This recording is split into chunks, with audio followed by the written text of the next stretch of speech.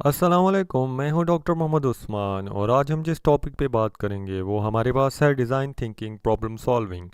इससे पहले अगर आपने डिज़ाइन थिंकिंग वाली वीडियोस को देखा है तो उसके अंदर आप ये पढ़ सकते हैं कि किस तरीके से आप डिज़ाइन थिंकिंग किन प्रॉब्लम्स के अंदर जनरेट करते हैं।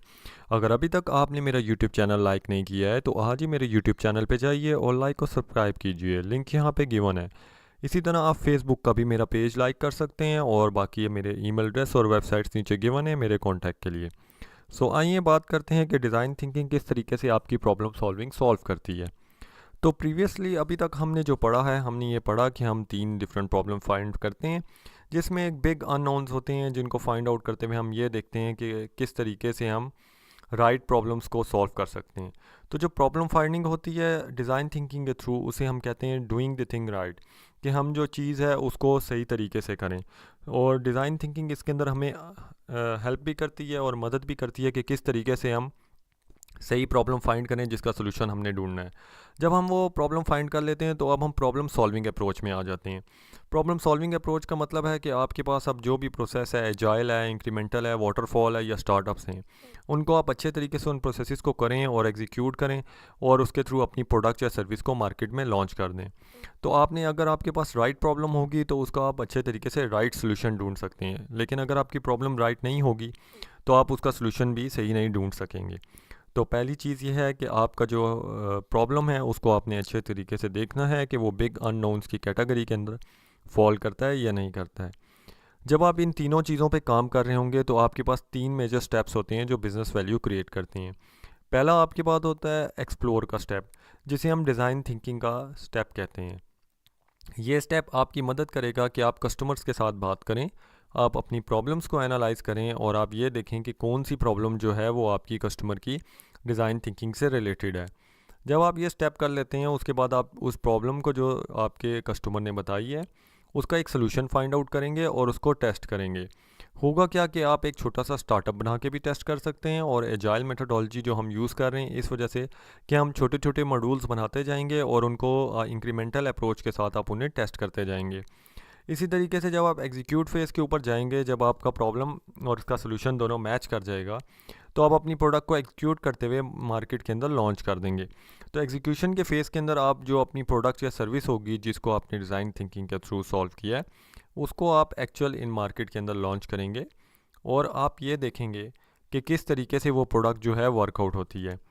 इसी की फर्दर डिटेल्स के अंदर हम जाते हैं कि आपके पास जो पहला प्रोसेस है जो आपकी बिज़नेस वैल्यू क्रिएट कर रहा है वो आपके पास एक्सप्लोर का है। इसके अंदर आप फ्यूचर को डिस्कवर करेंगे, आप जो फ्यूचर आपकी थिंकिंग है उसको आप सर्च आउट करेंगे। आप देखेंगे कौन सी ऐसी कस्टमर की नीड्स हैं जो अभी तक मैट नहीं हुई हैं और अनसॉल्व कौन सी प्रॉब्लम्स हैं जिसको कस्टमर ये चाहता है कि वो सॉल्व हो जाएं। ये आपका कस्टमर आपके साथ डिस्कस भी कर सकता है, आप ब्रेनस्टॉर्मिंग के सेशन भी कर सकते हैं, ग्रुप फोकस के सेशन भी कर सकते हैं और आप वो इंसाइट्स और डाटा कलेक्ट करके अपने इस फेज़ के अंदर इनपुट दे के उस प्रॉब्लम को फाइनलाइज कर सकते हैं। इसी तरीके से आप उस जब प्रॉब्लम को जब फाइनलाइज कर लेंगे तो आप उसको सोल्यूशन आप फाइंड आउट करना स्टार्ट करेंगे जिसे हम टेस्ट का फेज़ कहते हैं। अब हर प्रॉब्लम का एक डेफिनेट सोल्यूशन तो नहीं होता, आप डिफरेंट सॉल्यूशंस के ऊपर वर्कआउट करेंगे और उनको अपनी प्रॉब्लम के अगेंस्ट जो है आप टेस्ट करेंगे। उसी के लिहाज से आप अपनी प्रोडक्ट की प्राइसिंग एडजस्ट करेंगे, पोजीशन करेंगे मार्केट के अकॉर्डिंगली और आप ये देखेंगे कि किस तरीके से कंज्यूमर रिएक्ट करते हैं। इसमें एक तरीका ये भी होता है कि आप फुली फंक्शनल प्रोडक्ट को मार्केट में लॉन्च नहीं करते हैं, आप उसके प्रोटोटाइप वगैरह लॉन्च करते हैं और कस्टमर्स को एक टेस्ट प्रोडक्ट्स दी जाती हैं कि उन्हें टेस्ट करें फुली मार्केट में लॉन्च करने से पहले और उनकी फीडबैक्स के ऊपर उसे इम्प्रूव किया जाता है। जब आप ये सारे काम करके अपनी इनसाइट्स कैलकुलेट कर लेंगे तो उसके बाद जो है आप एग्जीक्यूट के फेज़ में आ जाएंगे, जिसमें आप प्रोडक्ट को रियल टाइम के अंदर मार्केट के अंदर लॉन्च करेंगे। आप वो एक्टिविटीज़ को देखेंगे और रिसोर्सेज जो आपके पास अवेलेबल होंगी उनको यूज़ करते हुए, अपनी मैन पावर को यूज़ करते हुए आप ये देखेंगे प्रोडक्ट को किस तरीके से आप रियलिटी के अंदर लेके आते हैं। जब प्रोडक्ट आपकी रियलिटी के अंदर आ जाएगी तो आपके पास एग्जीक्यूट का फेज़ कंप्लीट हो जाएगा। इस स्टेज के ऊपर डिज़ाइन थिंकिंग हमें कैसे हेल्प कर रहा है, क्योंकि हम डिज़ाइन थिंकिंग को यूज़ कर रहे हैं तो हमारी बिज़नेस प्रॉब्लम्स को वो कस्टमर की अप्रोच के साथ रिलेट करेगा, जिससे अपॉर्चुनिटीज़ बनेंगी और वो अपॉर्चुनिटीज़ आपके पास इन्वेंशन ऑफ द बिज़नेस के अंदर कन्वर्ट हो जाएंगी और वो आपकी बिज़नेस वैल्यू को भी इंक्रीज़ करेंगी। तो डिज़ाइन थिंकिंग जो होता है वो आपका कस्टमर से रिलेटेड होता है और कस्टमर्स की प्रॉब्लम सॉल्व करने के ऊपर फोकस करते हैं। अब जब आप बिज़नेस वैल्यू की बात कर रहे हैं तो बिज़नेस को समझना एक ज़रूरी चीज़ है। जब हम बिज़नेस की बात करते हैं तो दो कॉन्सेप्ट्स आते हैं। एक है हमारे पास एडमिनिस्ट्रेशन ऑफ द बिज़नेस और दूसरा है इन्वेंशन ऑफ द बिज़नेस। अगर हम एडमिनिस्ट्रेशन ऑफ द बिज़नेस की बात करें तो वो ये कहते हैं कि कॉरपोरेट्स जो हैं वो किस चीज़ के ऊपर अच्छे हैं या गुड हैं, या वो क्या काम अच्छे तरीके से कर सकते हैं। इसे आप सिंपली कहते हैं एडमिनिस्ट्रेशन ऑफ द बिज़नेस, कि बिज़नेस को चलाना। इन्वेंशन ऑफ द बिज़नेस जो है वो इस चीज़ पे फोकस करती है कि ऐसी कौन सी चीज़ है जो आपकी ऑर्गेनाइजेशन नहीं कर सकती।